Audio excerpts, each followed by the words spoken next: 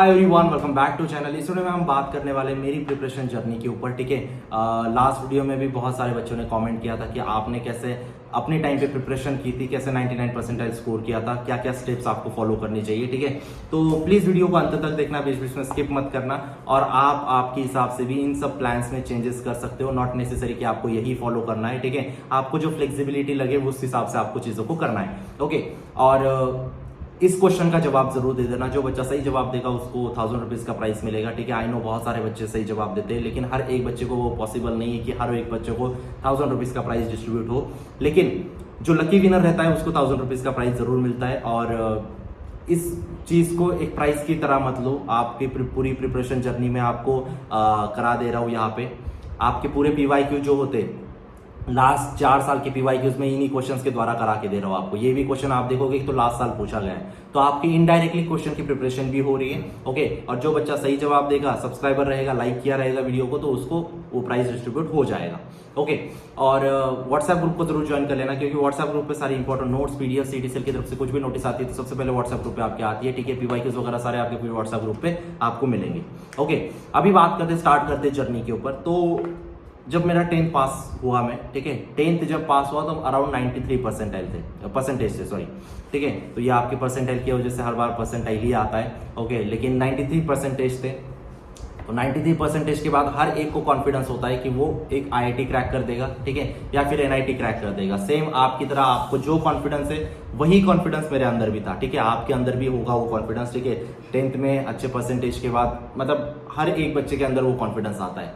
लेकिन जब आप प्रिपरेशन करते हो, 11th की जब प्रिपरेशन स्टार्ट करते हो, तब आपको पता लगता है कि दिस इज समथिंग डिफरेंट। या आपको 10वीं तक जैसे चीजें चली वैसे नहीं है। ठीक है, तो वही मेरे साथ भी हुआ जब 2016 में 10th पास आउट हुआ। उसके बाद जब मैंने 11th में कोचिंग में एडमिशन लिया IIT की प्रिपरेशन के लिए, तो 11th में जब 11th खत्म होने आया तब तक तो पता भी नहीं लगा कि मतलब इतना फास्ट चीजें हो गई। ठीक है, तब तक पता नहीं लगा था कि सिर्फ CET जैसी चीज भी होती है और CET से भी मैं एक बेस्ट कॉलेज में एडमिशन ले सकता हूँ। लेकिन तब सिर्फ एक ही चीज का फीवर था कि IIT के अंदर ही जाना है। ओके, और इस चीज को रियलाइज होने में बहुत टाइम लग जाता है कि कुछ चीजें अपने लिए नहीं बनी है ना। तो ये चीज मुझे रियलाइज हुई अराउंड 12th के एंड तक। ठीक है, जब तक बहुत ज्यादा टाइम हो चुका था। ओके, आप भी बहुत सारे बच्चों को अभी रियलाइज हुआ होगा जब JEE की एग्जाम उन्होंने दी होगी और JEE की एग्जाम में अच्छा परफॉर्मेंस नहीं दिया होगा उन्होंने। ठीक है, क्योंकि बहुत कम बच्चे होते हैं जो अच्छा परफॉर्म कर पाते हैं। ठीक है, और उनकी प्रिपरेशन बहुत जल्दी स्टार्ट होती है, वो 9-10 से फाउंडेशंस वगैरह करते हैं और उसके हिसाब से वो क्रैक करते हैं। लेकिन अपने जैसे एवरेज बच्चे, उनको लगता है कि पॉसिबल है, लेकिन एट द एंड 12वीं तक एंड तक आने तक आपको पता लग जाता है कि ये चीज अपने लिए नहीं बनी है। तो आपके पास एक ही ऑप्शन, और मेरे पास भी एक ही ऑप्शन बचा था, जो है CET। ठीक है, जब 12वीं का बोर्ड्स का एग्जाम हो गया तब मुझे रियलाइज हुआ कि अभी मेरे पास कोई भी चीज हाथ में नहीं है, कोई भी कॉलेज हाथ में नहीं है, और एक ही चीज है अपने पास, जो है CET, जिसके हिसाब से आपको कॉलेज मिल सकता है, जिसके हिसाब से मुझे कॉलेज मिल सकता है। ठीक है, तो उसके बाद मैंने स्टेप्स फॉलो करना शुरू किया। अभी जो स्टेप्स बताऊंगा उसमें आप आपके हिसाब से चेंजेस कर सकते हो, लेकिन मैंने ये स्टेप्स फॉलो करना स्टार्ट किया था। ओके, तो कोई भी सब्जेक्ट स्ट्रांग नहीं था, ना फिजिक्स, ना केमिस्ट्री, ना मैथ्स, सारे इक्वल थे। ठीक है, सारे सेम थे। ऐसा नहीं था कि केमिस्ट्री में बहुत स्ट्रांग था और केमिस्ट्री में स्कोर कर लिया, ऐसा बिल्कुल नहीं था। लेकिन कोई ऑप्शन नहीं था, इसीलिए पूरा टाइम टेबल बनाया और उस टाइम टेबल को फॉलो किया। पहली चीज, पढ़ाई कब करनी है, ये सबसे पहला क्वेश्चन मुझे भी आता था, आपको भी आता था। ठीक है, कि पूरे दिन में 24 घंटा होते हैं, 24 घंटा में से आप कंसिडर कर लो 12 घंटा आपके सोने में, नहाने धोने में चले गए, 12 घंटे आपके पास फिर भी बचे। ठीक है, 12 घंटे में कैसे स्टडी को डिवाइड करना है। आपको 12 घंटे में से 12 घंटे भी नहीं पढ़ना है। ठीक है, सिर्फ 9 घंटे पढ़ना है। ठीक है, 24 घंटे में से 9 घंटे आप आराम से अभी लास्ट मोमेंट पे तो आराम से निकाल सकते हो। ठीक है, 9 घंटे आपको पढ़ना है, 9 घंटे का आपको बाइफर्केशन करना है। ठीक है, 3-3-3 में बाइफर्केशन करना है। 3 स्लॉट्स आपको बनाने हैं। ठीक है, पहला स्लॉट्स आपको रखना है 6 बजे से लेकर 9 बजे तक। ठीक है, 6 to 7, 7 to 8, 8 से 9, 6 से 9 बजे के बीच में आपको पढ़नी है केमिस्ट्री। ठीक है, क्योंकि केमिस्ट्री में बहुत सारी चीजें आपको याद करनी रहती है। ठीक है, ऑर्गेनिक हो गया, इनऑर्गेनिक हो गया, उसमें बहुत सारे आपके, ऑर्गेनिक की अगर बात करूं तो नेम रिएक्शंस वगैरह बहुत सारी आपको याद करनी है। इनऑर्गेनिक की बात करूं तो पूरा ही आपको रटना है। ठीक है, तो इन सब चीजों के लिए ऐसा माना जाता है कि सुबह की एयर फ्रेश होती है तो आपको ज्यादा चीजें याद रहती है। लेकिन नॉट नेसेसरी, आप अगर शाम को याद करना चाहते हो शाम को भी कर सकते हो। मतलब ये सब चीजें मैटर नहीं करती कि आपको सुबह ये करना है, शाम को ये करना है, कोई दिक्कत नहीं। ठीक है, आपको शाम में आपकी पढ़ाई हो रही तो आप शाम को कर सकते हो, लेकिन पहला स्लॉट आपको बनाना है सुबह 6 बजे से लेके 9 बजे तक पढ़ना है। सुबह 6 बजे से लेकर 9 बजे तक पढ़ लिया, उसके बाद 9 से 10, 10 से 11, 11 से 12 आपको जो मन में आए, जो आपको टाइम पास करना है या फिर मॉक्स लगाने आप लगा सकते हो, ठीक है।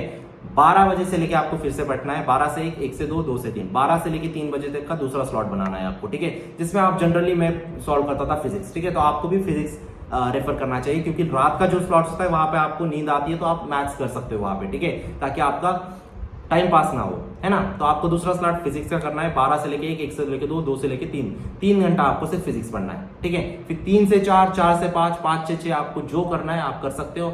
मेजरली बच्चे मॉक्स लगाते हो तो आप भी मॉक्स लगा सकते हो, या फिर आपको अगर लगता है कि आपको रिलैक्स करना चाहिए तो आप रिलैक्स कर सकते हो। फिर 6 बजे का आपको स्लॉट बुक करना है, 6 से 7, 7 से 8, 8 से 9, 6 से 9 का स्लॉट शाम का आपको पढ़ना है। 9 बजे तक आपको पढ़ाई आपकी फिनिश कर देनी है। बहुत आसानी से आप तीनों सब्जेक्ट को प्रिपेयर कर सकते हो, अगर आप 3-3 घंटा भी देते हो हर एक सब्जेक्ट को। तो क्लियर है, पहली चीज आपको क्लियर है कि पढ़ाई कैसे करनी है, ठीक है। मेरी ये स्ट्रैटेजी थी, आप आपके हिसाब से चेंज कर सकते हो।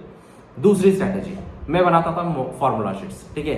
जब भी मैं कोई चैप्टर पढ़ता था, सपोज अगर मैंने सॉलिड स्टेट पढ़ा, तो सॉलिड स्टेट में मैं सारे फॉर्मूलाज एक पेज पे लिख लेता था। आपके बीसीसी में क्या होता है, एफसीसी में क्या होता है, सारी चीजें ऐसे नोट्स बना के लिख लेता था, और उन्हीं को मैंने हर बार अराउंड 1000 से भी ज्यादा टाइम मैंने रिवाइज किया उनको। हर एक लाइन को 1000 बार रिवाइज नहीं किया, लेकिन 1000 बार मैंने ओपन किया होगा उन सब चीजों को। तो आपको भी फॉर्मूलाज को आपको बहुत इंपॉर्टेंस देनी है, क्लियर है। थर्ड इंपॉर्टेंट स्टेप्स क्या कर सकते हो, जो मैंने की, ठीक है। थर्ड इंपॉर्टेंट स्टेप मैंने की, मॉक टेस्ट मैंने लगाए, ठीक है। कितने मॉक टेस्ट लगाए? 20। मैं आपको एक एग्जांपल दूंगा।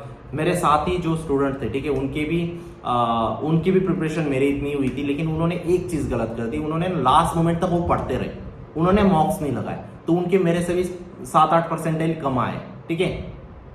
उस वक्त तो परसेंटाइल नहीं था, उस वक्त तो मार्क्स थे, लेकिन अगर मैं आज के हिसाब से करूं तो वो 10 परसेंटाइल कम होंगे। Okay, 10 percentile is very good, मतलब बहुत बड़ा नंबर है ना। आज मैं जिन कॉलेजेस में हूँ वो एक मीडियम कॉलेजेस में है ना, तो मैं तो पास आउट हो गया, ठीक है। मॉक टेस्ट मैंने सॉल्व की, ठीक है। मॉक टेस्ट जब सॉल्व करता था ना, मैं सबसे ज्यादा फोकस किस चीज पे करता था पता है, ठीक है, टेस्ट दे देता था, उसके सबसे ज्यादा बाद में फोकस करता था सॉल्यूशंस पे। सॉल्यूशंस पे बहुत ध्यान दिया मैंने, हर एक सॉल्यूशन को डिटेल में समझा, ठीक है। तो आपको भी हर एक सॉल्यूशन को अच्छे से करना है, क्लियर है। 3 स्टेप क्लियर है। चौथी स्टेप, मैंने क्रैश कोर्स लगाया था, ठीक है। आप भी क्रैश कोर्स लगा सकते हो। क्रैश कोर्स से मेरे सारे कॉन्सेप्ट्स क्लियर हो गए, क्योंकि मेरी प्रिपरेशन नहीं हुई थी, तो मुझे एचएससी के बुक से मैं नहीं पढ़ सकता था, इतना पढ़ना पॉसिबल ही नहीं है एचएससी के बुक से। तो लास्ट मोमेंट पे मैंने क्या किया, पूरे क्रैश कोर्स में मैंने पूरे सारे चैप्टर्स को पढ़ लिया, ठीक है। आप भी सेम स्ट्रेटेजी को फॉलो कर सकते हो अगर आपको चाहिए तो। अगर आपको नहीं जरूरत क्रैश कोर्स की तो कोई दिक्कत नहीं, मतलब कोई दिक्कत वाली बात नहीं, आप एचएससी के बुक से भी पढ़ सकते हो, ठीक है। लेकिन बहुत सारे बच्चे ऐसे होते हैं जो मॉक्स में उनका कम स्कोर आता है और उसके बाद पूछते हैं कि भैया स्कोर नहीं आ रहा है तो क्या करें, तो क्रैश कोर्स से सारी कॉन्सेप्ट पढ़ लो एक बार में, ठीक है। 7 दिन के अंदर खत्म कर सकते हो। नेक्स्ट स्टेप जो मैंने फॉलो की थी वो है रिवीजन स्ट्रैटेजी को मैंने बहुत अच्छे से फॉलो किया, ठीक है। रिवीजन को मतलब सबसे इंपॉर्टेंट मतलब जो रोल होता है वो है रिवीजन का। रिवीजन में मैंने क्या किया, रिवीजन में मैंने गलतियां की थी मॉक से, ठीक है। अगर मैंने 3000 क्वेश्चन लगाए थे तो 3000 में से मेरे 1000 क्वेश्चन गलत थे, तो जो 1000 क्वेश्चन गलत थे ना, उन्हीं 1000 क्वेश्चन को मैंने लास्ट मोमेंट पर रिवाइज किया, क्लियर है। तो यही बेसिक्स प्रिपरेशन प्लान था मेरा। आप भी यही प्रिपरेशन प्लान को फॉलो कर सकते हो, 99% ला सकते हो, क्लियर है। तो अगर वीडियो अच्छा लगा हो तो लाइक कर देना, मॉक टेस्ट और क्रैश कोर्स में एनरोल कर लेना, ठीक है। गुड़ी पाड़वा का ऑफर भी चल रहा है, ठीक है। आपको न्यू ईयर अगर आप कूपन कोड यूज करोगे तो आपको और भी ऑफ मिल जाएगा, ठीक है। आपको अराउंड 10 to 15% का डिस्काउंट वहां पे मिल जाएगा। तो प्लीज आप क्रैश कोर्स और मॉक टेस्ट में एनरोल कर लेना, डिस्क्रिप्शन बॉक्स में लिंक है, और व्हाट्सएप ग्रुप को ज्वाइन कर लेना। कोई फोर्स नहीं है ये मॉक टेस्ट को ज्वाइन करने का, कोई फोर्स नहीं है क्रैश कोर्स में ज्वाइन करने का।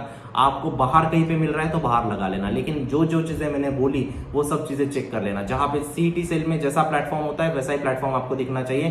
3000 क्वेश्चन होना चाहिए, 3000 क्वेश्चन के 3000 सोल्यूशन होने चाहिए। उस मॉक टेस्ट में आपके कर्नाटका सीईटी, वेब जेईई, आपके पीवाईक्यूज, आपके जेईई के आसान क्वेश्चन, आपके बोर्ड्स के सिंपल क्वेश्चन, ये सारी चीजें इनबिल्ट होनी चाहिए या फिर डाली हुई होनी चाहिए, और उसी से क्वेश्चंस आपके आने चाहिए फाइनल एग्जाम में। अगर आ रहे तो वही मॉक टेस्ट लगाना, नहीं आ रहे तो वो मॉक टेस्ट मत लगाना। सेम फॉर क्रैश कोर्स में आपके 1500 से भी ज्यादा पीवाई को सॉल्व होने चाहिए, अगर नहीं है तो वो क्रैश कोर्स मत लगाना। क्लियर बात है, सारे कॉन्सेप्ट, सारा सिलेबस आपका कवर्ड होना चाहिए, क्लियर है। व्हाट्सएप ग्रुप को जरूर ज्वाइन हो जाना, और मिलता हूं मैं आपको नेक्स्ट वीडियो में, तब तक के लिए see you, bye, take care, thank you.